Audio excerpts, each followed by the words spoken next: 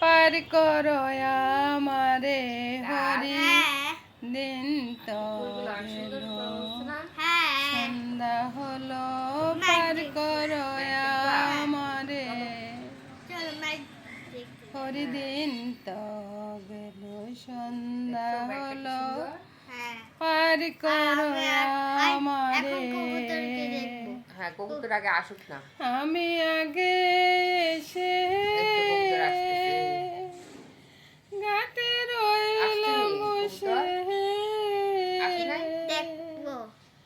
আমি আগে এসে এই তো কবুতর আসছে। রইলাম বসে। চলো ঘরে যাই। কেন ওরে পরে এলো আগে গেল নিজ গুণের তরে হরিদিন তো গেল সন্ধ্যা হলো পার করো আমারে। এই তো হরিদিন তো গেল সন্ধ্যা হলো আবার পার করো এবার চলো আমরা ঘরে যাই। এবার চলো আমরা ঘরে যাই। তো বন্ধুরা সকালবেলা যে আকাশটা দেখি যে আমি আবার শুয়েছি আর এদিকে মামনি সব কাজ টাজ করে ফুল টুল রেডি করে একবার পূজার করে চলে আসছে মামনি। আর ওই যে গোপাল বসে গেছে, গোপাল বসে আজকে দাদু ভাই সুমো দিচ্ছে, আমি দিন বিকারি তাও আমি দেখিনি। নাই কোহরে দেখো ঝুলি যে রে হরিদিন তো জয় গোবিন্দের জয়, জয় গোপালের জয়, জয় গোপালের জয়। পার করো আসলে বন্ধুরা কালকে অনেকটা জার্নি করে আসছি তো, একবার যাওয়া আবার আসা, নোয়াখালী গেলাম, নোয়াখালী থেকে আসলাম, তারপরে আবার শ্বশুর বাড়িতে গেলাম কল্যাণদি, ওইখানে আবার উৎসবে গেলাম, ওই সে আর কি। এগুলা নিয়ে অনেকটা ইয়া করছি তো, ওই জন্য শরীরটা ভীষণ ক্লান্ত হয়ে গেছে। তো এখন চলে আসছি রান্নাঘরে। তো রান্নাটা কি করব সেটাই চিন্তা করতেছি।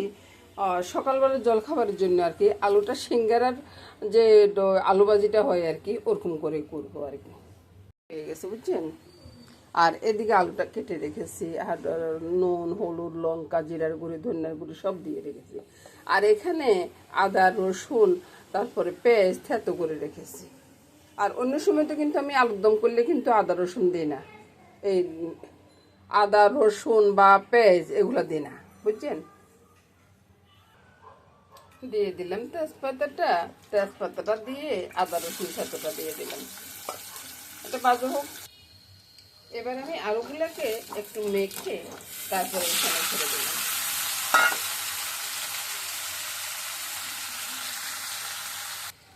এবার ভালো করে নেড়ে ছেড়ে ঢাকা দিয়ে রাখবো বুঝছেন।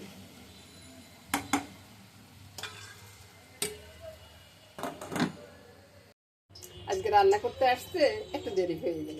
এই যে দেখুন মাইরা টাইরা এগুলা কেটে কুটে নিয়ে আসতে অনেকটা সময় চলে গেছে আর কি। মাছ আছে এখানে, তারপরে ইলিশ মাছের মাথাটা আছে, এটা সোমবার করে রেখেছি। অনেক সময় কথাটা টানিয়ে আনতে পারি না বন্ধুরা, তো কিছু মনে করবেন না। কি দিয়ে কি হচ্ছে, ইলিশ মাছের মাথা দিয়ে ওই যে মায়ের ডাটা আলু দিয়ে রান্না করব। আর এই যে বড় মাছটা দেখছেন না, বড় মাছটা আমি রুই মাছ আর কি, রুই মাছটা আমি এদিকে আসুন ধনিয়া আদা জিরা বেটে নিচ্ছি, একবার মিক্স করে বেটে নিচ্ছি, ওইটা দিয়ে রান্না করব। রান্না যখন অনেকটা দেরি হয়ে গেছে আমি দুই দিকে দুইটা বসিয়ে দেব। তেলটা আমি দিয়ে দিছি, এবার তেলটা একটু ঢুলিয়ে দিই। তেলটা ধুলিয়ে দুই দিকে মেথি ফোড়ন হবে বুঝছেন বন্ধুরা। তো এদিকেও মেথি ফোড়নটা দিয়ে দিলাম। আর এবার আমি আলুগুলো ছেড়ে দিচ্ছি। এই রান্নাটা তাড়াতাড়ি হওয়ার জন্য আমি ম্যারিনেটটাকে আগে একটু নুন আর চিনি দিয়ে সিদ্ধ করে রেখেছি। এবার এদিকে চলে আসুন, এই যে মাছটা দেখছেন না, মাছটার ভিতরে তেল নুন হলুদ একটা তেজপাতা দিয়ে ভালো করে মেখে নিই, তারপরে দেখাই। এবার ফোড়নটা আগে দিয়ে দিই বুঝছেন, মেথি ফোড়নটা দিয়ে দিলাম, দিয়ে মাছগুলো ছেড়ে দিলাম, অপেক্ষার করলাম না। দুই দিকে তেল গড়িয়ে পড়ছে, আওয়াজটা একটু বেশি হচ্ছে বুঝছেন। আজকে আবার সকালবেলার জলখাবারটাও আপনাদেরকে ভালো করে দেখাইতে পারি না, এবার মাছগুলোকে একটু উল্টে পাল্টে এদিক এদিক করে নামিয়ে নিচ্ছি, একটু ভেজে গেছে। একবারে যে ভেঙে যাবে তা না, পরে তো অন্য কিছু করা হয়েছে তো ভেজে গেছে। তো বাকি মাছগুলো ছেড়ে দিচ্ছি, তার একটু উল্টে পাল্টে নামিয়ে নেব।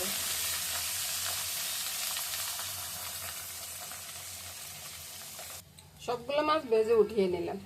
রুই মাছটা কিন্তু অনেক বড় সাইজের রুই মাছে। তো দেখতেও তো আপনাদের কাছে একটু ছোট মনে হচ্ছে। এই যে বাটা মশলাটা ছেড়ে দিলাম, চুলাটা কিন্তু বন্ধ করে দিচ্ছি।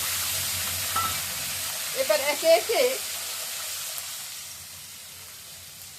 স্বাদ অনুযায়ী নুনটা দিলাম, লঙ্কা আর হলুদ। এবার এটাকে একটু ভালো করে কষিয়ে নিই। চুলার আঁচটা জ্বালিয়ে দিব, একটু জলও দিয়ে দিচ্ছি। এবার এদিকে চলে আসি।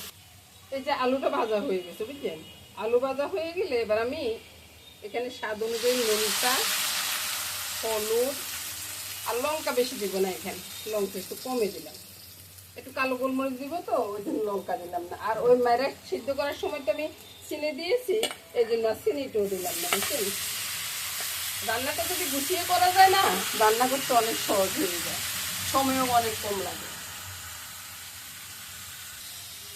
দুদিকে দুটোও হয়ে যাচ্ছে, কতক্ষণ লাগবে? আধা ঘন্টা লাগবে না দুটো রান্না করতে। মারের যেটা কষানো হতে থাকুক, এফাকে আমরা ওই দিকে চলে যাই। মাছের মশলাটা কষানো হয়ে গেছে, বুঝছেন? তাহলে তাও কটা কাঁচা লঙ্কা দিয়ে দিত বাবা, মাছটা ছেড়ে দিলাম।